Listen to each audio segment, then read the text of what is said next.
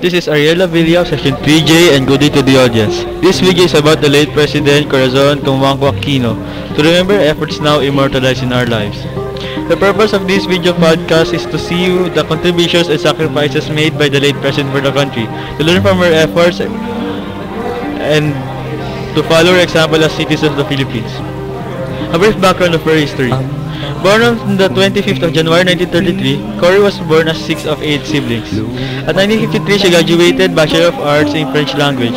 A year after, she gave up her studies in law to marry Benigno Sevillano Aquino Jr. and had 5 children, a son and 4 daughters. The springboard to the Yellow Revolution. The events that led to the Yellow Revolution are the assassination of Benigno Aquino Jr., the calls for elections by Ferdinand Marcos, the events of the snap elections, the assassination of the senator led to mass uproar and anger. The calls for elections formed the United Opposition, known more before as UNIDO, which had the widowed Cory Aquino as the presidential candidate and Salvador Laurel as the candidate for the position of the vice president. The result of the snap election, which was said to be won by Marcos by COMELEC, but was countered by NAM Scout of landslide favoring the UNIDO party, caused major uproar at the masses of citizens. Now we begin with the People Power Revolution.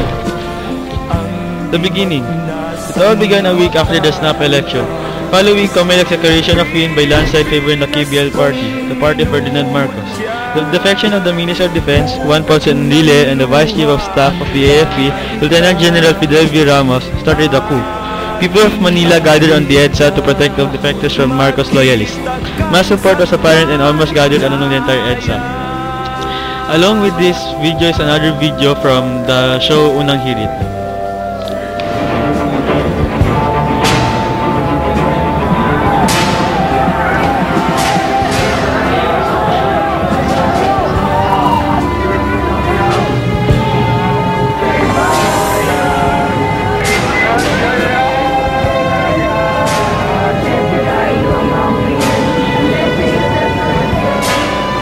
Tatlong taon na ang nakalilipas ng masaksihan ng buong mundo ang makasaysayang eksenang ito sa Pilipinas, ang People Power Revolution.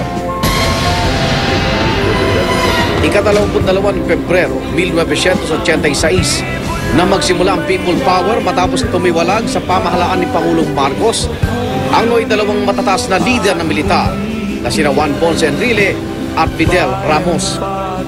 Arrival of Cory Aquino.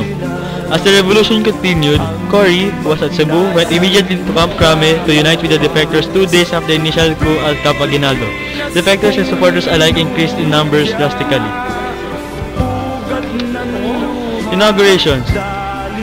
A day after Mrs. Aquino's arrival at Camp Crame and 3 days after the initial spark of the revolution in tension, Ferdinand Marcos was inaugurated as President of the Philippines at the Malacanang. Earlier that day, Cory Aquino and Salvador Laurel were sworn as the President and Vice President respectively at Club Filipino. As President of the Marcoses escape. A short while after, the Marcos family escaped to Hawaii. People rejoiced as they entered the Malacanang Palace.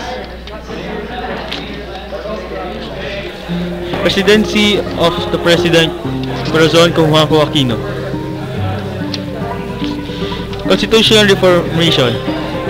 A month after taking the role of the President, Cory suspended the 1973 Constitution and always placed declared Proclamation No. 3, indicating the Freedom Constitution until a new Constitution has come to replace it, which was the 1987 Constitution, which went active at July 1987. Military insurrections. Coup attempts came right after the taking of the President's seat by Cory Aquino. Numbers of coup attempts came. Most were repelled before they could even begin with the last two. The August 1987 coup attempt and December 1989 coup attempt took lives, rebel or loyalists, soldiers or civilians.